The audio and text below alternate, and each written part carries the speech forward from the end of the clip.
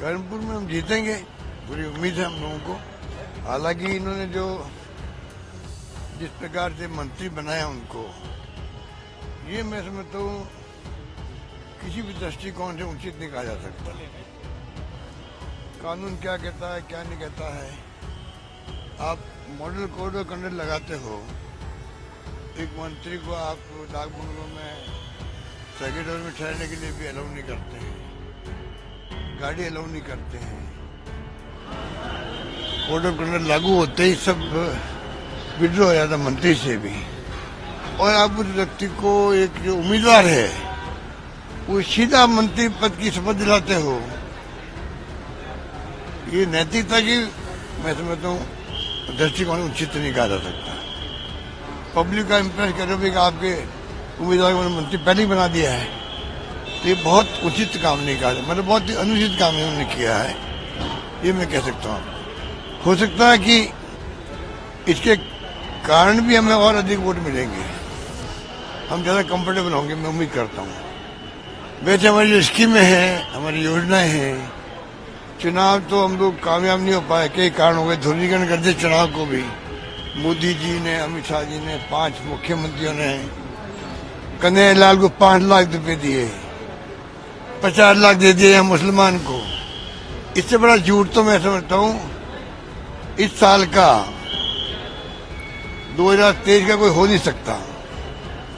आप बड़े बड़े नेता के झूठ बोलने लग जाएंगे चुनाव जीतने के लिए, फिर देश में क्या होगा? तो ये तमाम बातें आपके सामने हैं। फिर भी हमने अपनी हार को विद ह्यूमिलिटी स्वीकार किया है। पर इनका जो फाउल खेलना था, जो ध्रुवीकरण करना था, हिंदू मुसलमान की बात करनी थी, सनातन धर्म की बात करनी थी, ये पूरा गुमराह करने देश को, पूरे देश को। और इसको देश को कीमत चुकानी पड़ेगी इसकी, अगर हम लोग नहीं समझे टाइम पर। और मीडिया की भूमिका बहुत बड़ी होती है, वो पूरी तरह कामयाब नहीं है बल्कि असफल है।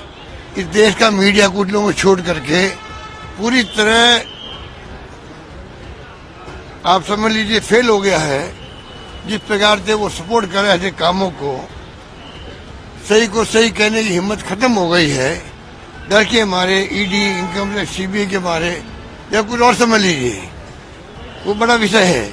पर हालात बड़े गंभीर है देश के अंदर, ये मैं कह सकता हूँ। दिल्ली से आए क्या कुछ मीटिंग में?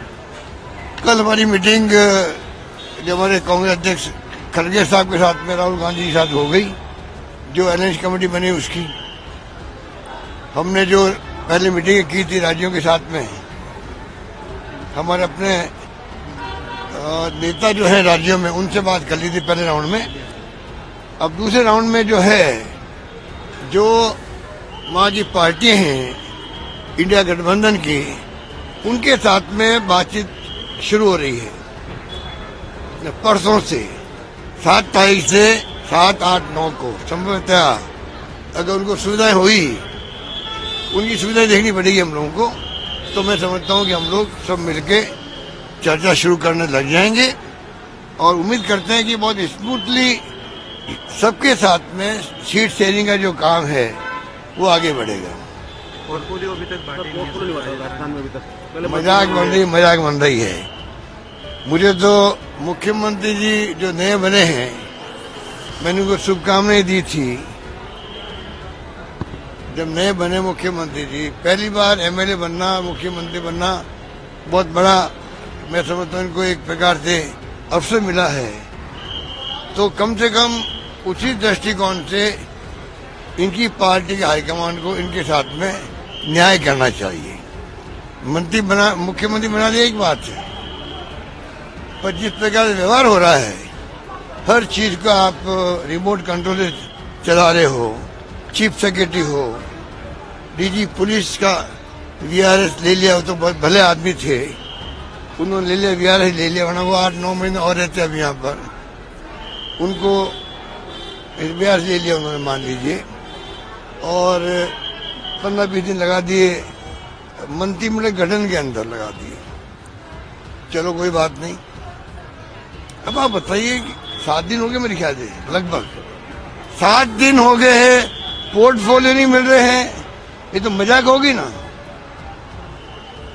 मतलब शुरुआत कैसी हो रही है राजस्थान के अंदर। फर्स्ट इंप्रेशन से लास्ट इंप्रेशन वाली बात है। आप क्या इंप्रेशन देना चाहते हो? आपकी दादागिरी चल रही है, होते हैं ना, जो हम लोग कहते हैं बोलचाल भाषा में दादागिरी। ये बीजेपी के हाईकमान की दादागिरी है। और बगैर प्रधानमंत्री जी के, गृह मंत्री जी के पत्ता नहीं हिलता है। इसका मतलब खाली नड्डा पे दोष नहीं जाता है। इसका मतलब नंबर 1, नंबर 2 प्रधानमंत्री नरेंद्र मोदी जी और दूसरे अमित शाह जी, दोनों दोषी है जिन्होंने राजस्थान की दुर्गति कर दी है। आज 3 तारीख को परिणाम आ गए थे। 3 परिणाम आ गए थे और आज तारीख क्या हो गई है बता दीजिए। 1 महीना हो गया, ज्यादा हो गया। आप पता है क्या, मजाक नहीं चाहिए। जनता क्या सोच रही होगी? पोर्टफोलियो नहीं मिल रहे लोगों को। मंत्रियों की दुर्गति हो रही है। कोई लोग कह रहे हम तो जाते नहीं रूम के अंदर जब तक पोर्टफोलियो नहीं मिलेगा हम लोगों को। कोई अत्युत्साह में जा रहे हैं, खाली फोटो हटा रहे हैं वहां पर। गांधी जी हटा दो, अम्बेडकर की हटा दो, गुरु गोलवलकर साहब भी लगा दो, लगाओ कुछ भी करो, प्रशासन तो शुरू करो कम से कम। गवर्नेंस देना शुरू क्यों नहीं कर रहे हो? अभी मुख्यमंत्री को सीखने में क्या टाइम लगेगा? होना तो ये चाहिए था एक्स्ट्रा तरीके से इनकी हौसला भी हो, इनको सलाह दी जाए सीनियर नेताओं द्वारा और किसी ढंग से अच्छी गवर्नेंस हो। मेरी शुभकामनाएं उनके साथ पहले भी थी, आज भी है, आगे भी रखने में कोशिश करूंगा। अगर वो सच्चे सही ढंग से चलते गए, मुख्यमंत्री जी हमारी योजनाओं को बंद नहीं किया, गुड गवर्नेंस दी, सुशासन दिया, तो हम चाहेंगे वो कामयाब हो। भले आदमी है, सीधा आदमी है, उसका लाभ तो मिलना ही राजस्थान जनता को। भले और सीधे आदमी को ये जिस प्रकार से व्यवहार कर रहे हैं, मैं उसको उचित नहीं मानता हूँ। लोकसभा चुनाव में राम मंदिर का असर देखने को मिलेगा?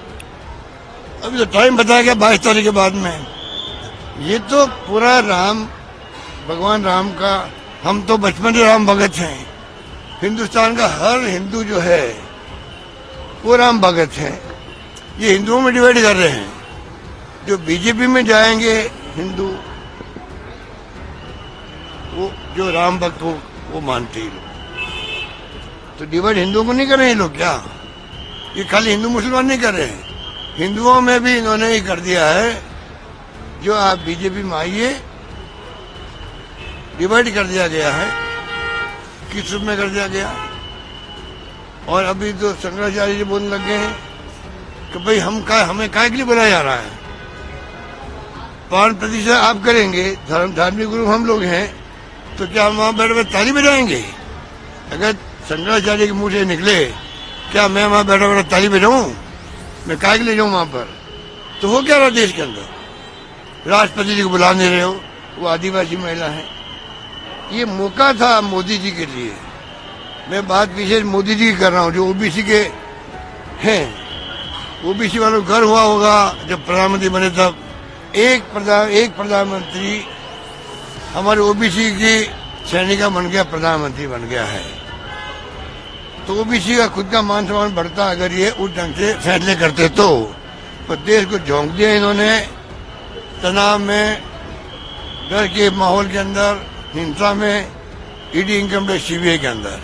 मैं पूछना चाहूंगा, उनके लिए सुनहरा मौका था।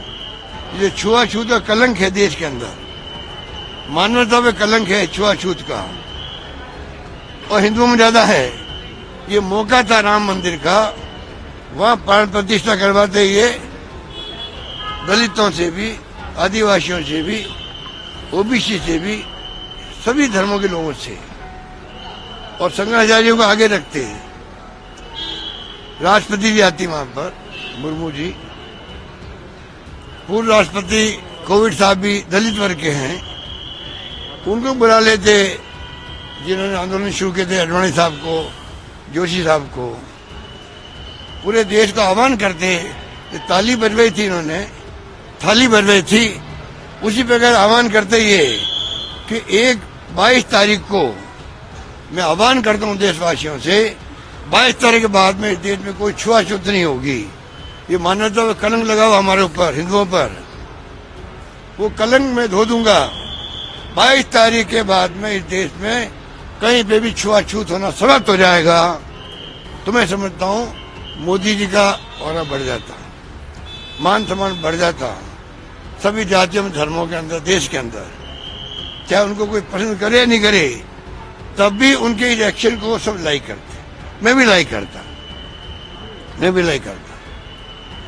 और ज्यादा लोग मोदी भक्त बन जाते। पर आप बताइए, ये इतना बड़ा अवसर था, वो चुका रहे हो आप लोग। आप जाके प्राण प्रतिष्ठा करो अकेले। क्या हो रहा देश के अंदर? चाहे वो लोकतंत्र हो, हत्या हो रही है, संविधान की दर्जा उड़ रही है, दुरुपयोग हो रहा, जुडिशरी में दबाव में है देश के अंदर। और बाकी आप देख लो, ईडी, इनकम टैक्स, सीबीआई घरों में पहुंचती नहीं पहुंचती है, मीडिया इतला हो जाती है कि छापे पड़ रहे हैं। अब बताइए, आप मेरे घर पे छापा डाल दिया और छापा पड़े ही नहीं, पूरा मीडिया आप लोग पहुंच गए वहां पर। कैसे पहुंच गए आप लोग? किसने आप इतला की? मैंने पता किया तो क्या था, हमें तो हमारे सूत्रों ने कहा, ईडी वालों ने, कि वहां हम छापा डाल रहे हैं। अब बताइए आप लोग, क्या हो रहा देश के अंदर? आजादी के आंदोलन में फ्रीडम फाइटर की तरह वकीलों ने भी और मीडिया की बहुत बड़ी भूमिका थी।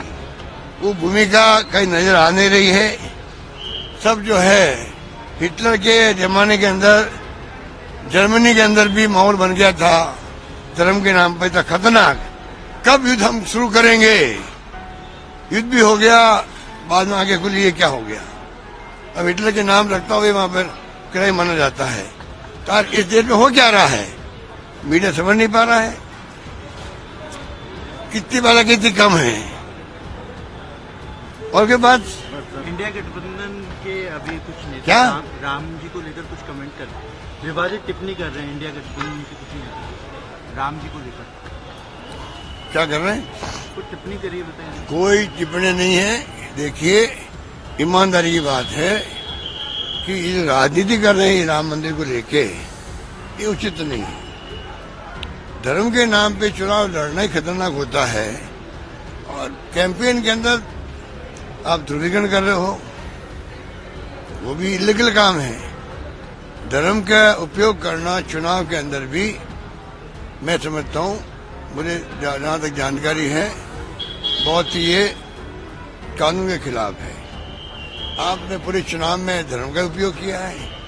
इलेक्शन कमीशन तो मैं समझता हूँ कि जिस प्रकार व्यवहार कर रहा है, वो तो इस प्रकार से पीएम का पार्ट हो, प्रधानमंत्री ऑफिस का पार्ट हो, उस प्रकार के व्यवहार ईसीआई का है देश के अंदर।